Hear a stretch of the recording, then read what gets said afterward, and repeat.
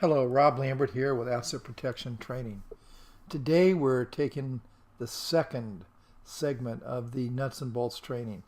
And today we're going to meet the players. We're going to meet them a little bit closer than yesterday.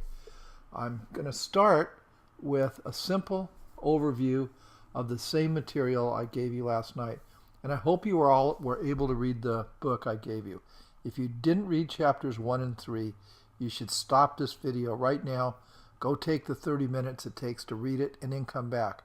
Otherwise, you're cheating yourself and you're not going to get the vocabulary or get the understanding necessary to do justice to yourself and to me and to your family. So go read that. Then make sure you settle in and enjoy this. Now you saw this diagram yesterday's class. And again, it has a settlor, a foreign trust company, a protector, and beneficiaries. You're going to get to know them a little bit better by the end of this short session. This is for a non-kinetic plan. This is a plan in which we do not have a U.S. trustee.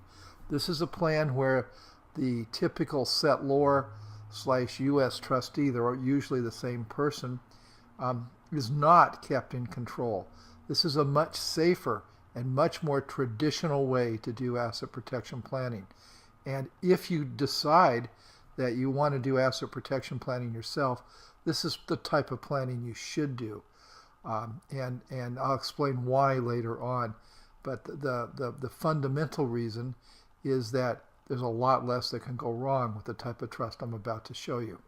Anyway, you've got the settlor, foreign trust company, protector, and beneficiaries.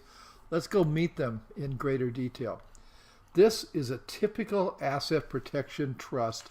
This one's done for Tim's Trust in St. Lucia.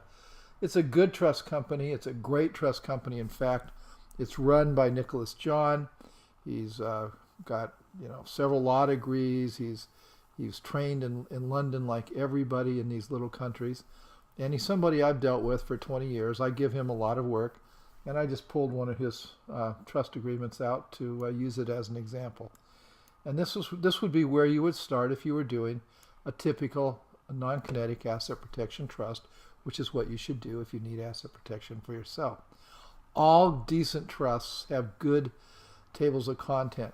This is a simple table of content, but it's a simple trust. It's not 100 pages long. It doesn't have a lot of complex provisions, and that's why it's a perfect place for you to start. Tonight, when you're finished with this lecture, you should read this entire trust. Force yourself to read it. Even read through the paragraphs you don't understand, because by the end of this course, you will understand them. And if I haven't done a good enough job to cram it down into your brain by the end of this course, then you need to ask questions and make sure I do, because every word in this trust should be very, very comprehensible to you once you've finished your training. Okay, here's where they all start. They all start with a settlement provision. This one starts with paragraph 1. The settlor. The settlor. Now, you all remember who the settlor is. The settlor is the trust maker. The settlor is the grantor. The settlor retains a lot of power, but in this case, less power than in a typical kinetic plan, and you'll soon see it. But let me just show you, I put some little red notes on the right, so when you go through this, you can actually take special notice of the people being introduced. Paragraph 1, we introduce the settlor, and that will be you. That will be the typical client. Paragraph 2, we introduce the trust company. And why did I pick this one for this example? Only because I use them a lot. Why do I use them a lot? Because they're affordable, because they're honest. Even though I tell you, you should always assume the trustees are crooked. These guys aren't. And it's good to have a trustee in a safe, secure jurisdiction. St. Lucia I like a lot because it doesn't have any trouble. It doesn't have a lot of crazy laws. It doesn't have a lot of people that have come there after stealing $7 or $8 million from Bear Stearns or cheating little old ladies out of money like the Andersons did. It doesn't have that. It doesn't have a history of money laundering and hiding dope money. It's a little banana republic that has just in the last 20 years, 25 years, developed their financial services industry. So you might actually consider it as a place to start, because you'll soon see if the rubber really meets the road and it gets tough, you're probably going to move your trust company from where it started to another country, some country with greater and more meaningful laws. I just don't like to start in the trust companies with the tough laws, because they have a taint to them. And I think you should always remove any taint of unseemly protection. What we're really doing is protecting your family, and we're doing estate planning, and we're providing for future generations. And you never really want to make your estate planning look like asset protection is the primary motivation. It often is, and it's a perfectly good, legal, legitimate motivation. But I like, taking the less visible, less outlandish approach and being a little bit under the radar. Anyway, in the first paragraph, you can see paragraph number 1. At the top, we introduced the settlor. Then we introduced the trust company. We talk, we do the whereas provisions. They're almost all the same. Every little trust is different, but it doesn't matter. Keep going down. You see here paragraph 1 and the settlement. In this settlement, the following expressions shall, unless the context otherwise requires, have the following meaning. Well, here we are. We're introducing beneficiaries. Paragraph A, the beneficiaries. And now you'll soon see paragraph 3.2, and you'll understand this. I want you to actually follow this through. Follow this through when you print this out. But here we have beneficiaries. It's always important that the Asset Protection Trust have beneficiaries in addition to the settlor. It is very traditional for the settlor to be a beneficiary. Some so-called self-proclaimed gurus claim that that's unwise, but that doesn't work with real people. Real people, when they set up one of these trusts, want to have access to the money. And they want to have access to the money when the financial seas are calm, without asking anybody and without amending any trust. So in probably 9.5 out of 10 cases, the settlor will also be a beneficiary. But you need something other than just the settlor. A wife, kids, somebody in a future generation, even a charity. Always have beneficiaries other than the settlor. Now, see paragraph 1b, excluded person. You're meeting a new player. Excluded persons are not common to American domestic trusts. Excluded persons are very common in asset protection trusts. And often, if you have an enemy or you have some entity or some human being with a judgment against you, they will actually be specifically excluded. I can't tell you how many parents exclude their daughters' husbands, and oftentimes their sons' wives, at least for a certain number of years, because they're worried about having built up a family nest egg and some girl or some guy gets married and their love of their life ends up taking their family fortune from them. So parents oftentimes protect their kids by making the children's spouses, soon to be ex in the parents' mind, spouses, excluded parties. Here we go down and see. In paragraph 1c, the term protector is defined. And you're going to see that we'll be meeting and looking at the protector in greater detail in this document. But the protector is normally, before I move on, the protector is normally there simply to police the trustee. You'll soon see, and I'll read it to you in a minute, that the protector has little or no power to make any overt action, to take any any actions that affect the trust fund at all. But the protector has a lot of power to stop the trustee in his tracks. And you'll see in number D, we introduce the trustee. It's just, that the trustees are the ones that operate the trust. They have all the power, really. Once the settlor has appointed a trustee, you're basically in this trust delegating the power to run that trust and control your money to your trust company. And I always say you should never trust the trust company, but I'm going to take some of the mystery out of it. As long as the settlor or my client is on the account with the trustee, a signatory on the account, then my client is never vulnerable to theft.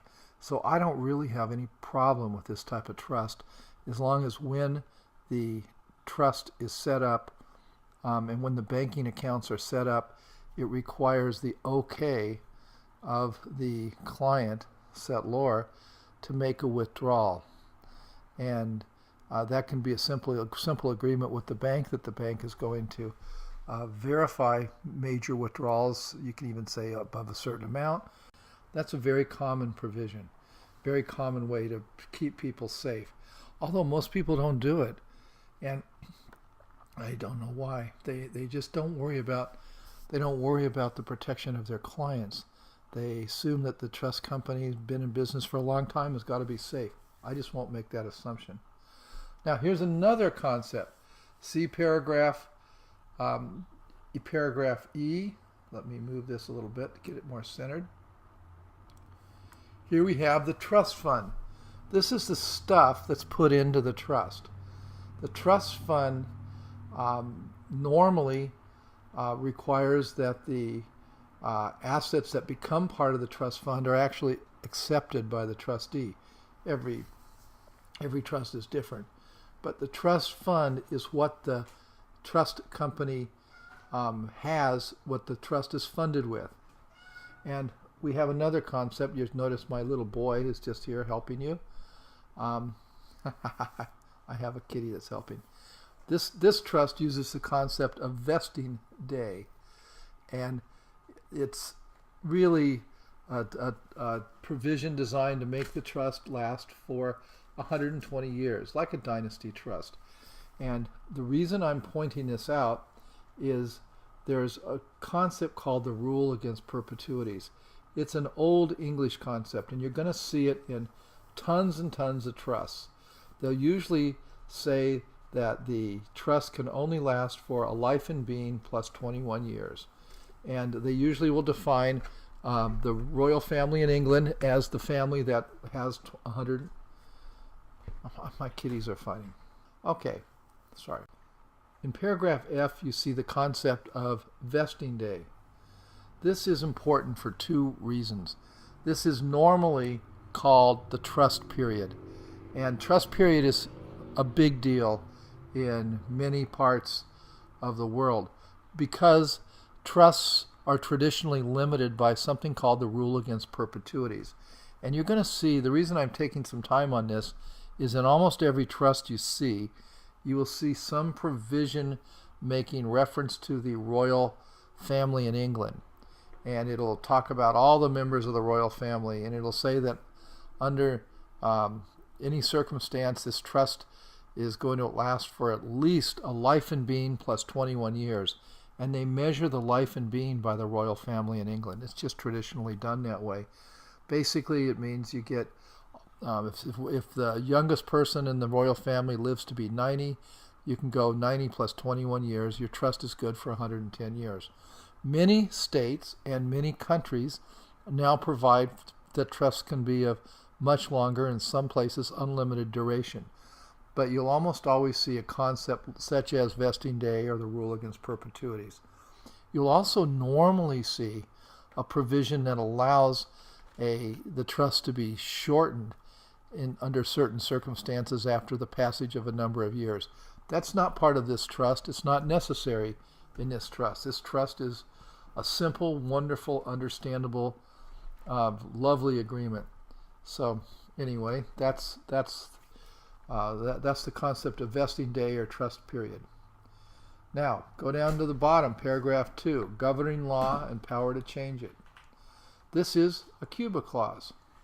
We hide the fact that we're basically saying to a U.S. judge that we're going to change the ball game. But if you read paragraph 2, you'll see it gives the trustee the power to change the rules that are applied to the trust assets. And how do you do that? You move the trust. Now that seems like an arduous, terrible, hard process. Oh my God, we're going to move the trust. And I'm going to show you some real Cuba clauses in about 3 more lessons. We're going to be going through, we're going to take a whole lesson on Cuba clauses. But the bottom line, I want you to just simply read it, get a little understanding of what it is. Sometimes you want to have a different set of laws apply. Like Belize, it specifically does not recognize divorce proceedings. It is, in Belize, an asset protection trust is always going to hold up when challenged in a divorce. It's statutory. Well, in this case, you might want to start in a place like St. Lucia, but move it to a place like Belize if a divorce was the issue that was, that was causing any fear or desire to migrate. And I want you to note in paragraph 2, see this little red note, the word may. It has become very common to make Cuba clauses not mandatory. It started out 25 years ago or 20 years ago that we always made them mandatory. And that became awkward, and it also started when the tax laws changed about 7 years ago. If you had a mandatory Cuba clause, your trust was almost always considered a foreign trust. And in many cases, we can have this trust be treated as a domestic trust, particularly if the assets remain in large part in the United States, possibly in the family limited partnership I discussed yesterday, and if the trust agreement submits itself to the law of a state. That's not so in this case. This would be a foreign trust. And if the assets are managed in the United States. But many times these are structured to keep them domestic for tax purposes. It doesn't change the amount of tax you pay. It just changes the amount of reporting you have to do. There's a simple little 5-page, takes 30 minutes or 20 minutes for any CPA to fill out, does not increase your tax liability, that you need to file if you have a plain vanilla foreign trust, like this one would normally be. That also is the simplest and easiest way to do. I'm going to move on. Oops, did that wrong. I'm going to move on to paragraph 3. Power to add and remove beneficiaries. Settlor's testamentary powers. Well, paragraph 3 is very traditional. It's the trustee's power to change or add or remove beneficiaries. The trustee, now this is important, the trustee will normally not do anything without the input and advice or direction of the settlor. But the trustee has the power to do it without asking. But traditionally they won't. And in most of these countries that are provide trustee services, the trust companies are very, very, very sensitive to watching out for their client, the settlor. And in most cases, they ask for a letter of wishes. And this letter of wishes can be changed over time. But the letter of wishes gives guidance to the trustee, and even though they're not legally bound to follow it, you will find that they treat letters of wishes like the Holy Grail. They don't depart from what's really instructed in the letter of wishes. That's something that I'll be talking about more on in the future. And when you go to paragraph 3, look at the 3rd paragraph. The settlor, this is the settlor's power. This is your power if you're setting this up. The settlor shall, notwithstanding anything herein to the contrary, have the right to designate by will or testamentary document. That usually means something signed properly and often witnessed. Just witness it with whatever type of formalities are required in whatever jurisdiction you're going to. If you witness it as a will in the United States, it will be almost always safe, but it's a simple matter to simply get on the phone, talk with your trustee, see what they need, and then overdo it. Never underdo it. Always overdo it. But the settlor has the right to designate by will or testamentary document the trust assets and or the share of trust assets to or for the benefit of beneficiaries, and to exclude a beneficiary. So, the settlor has the power to make people beneficiaries and to exclude people. For instance, many trusts have contest provisions. They have lots of things designed to penalize anybody who tries to get in the way of the management of the trust. And it is very common for somebody who challenges the trust to be made an excluded party. So when your daughter turns 18 and runs off with the local Harley guy and wants her inheritance early, and you tell her no, and then she threatens to sue you, with the right type of contest provision and the right type of structure, she's likely to become an excluded party. Well, when she's 25, she might have gotten her senses back, and you probably don't want her to be an excluded party. This gives you, the settlor, the power at any time to remedy those types of problems. It's pretty neat. Now, paragraph 4 down, really, paragraph 3 down, are what's called powers provisions. And you'll see that a large part of this trust is focused in on making the trustee, empowering the trustee with the same type of power that a human being has over his own assets. And that's important. If you don't give the trustee tons and tons of power, you're going to have trouble. And I'm really going to go through this fast, and I expect you to read this tonight or tomorrow. But you'll see that there's almost nothing that you can think of that the trustee doesn't have the power to do. Paragraph 12. We're going to have a whole day on duress provisions, or they're often called freedom from outside interference provisions, because that's a nicer way to tell a judge you're disenfranchising him. Judges hate duress provisions. Judges really, really feel insulted by these. So they're often written with a little more obfuscation than this. But I wanted to show you this one, and then we'll come back to this later. Rome isn't built in a day. You're not going to learn everything in 1 or 2 or 3 sessions, but I want you to read this. I want you to force yourself through this. And I want you to just let me read you the first part of the duress provision. The trustee shall not respond to requests, court orders, or any other directive from any other source whatsoever, which instruction, court order, or directive is a result directly or indirectly of an event of duress. And then it goes on to define events of duress. And you'll find that one of the definitions is a nasty lawsuit that's about to tear you in two.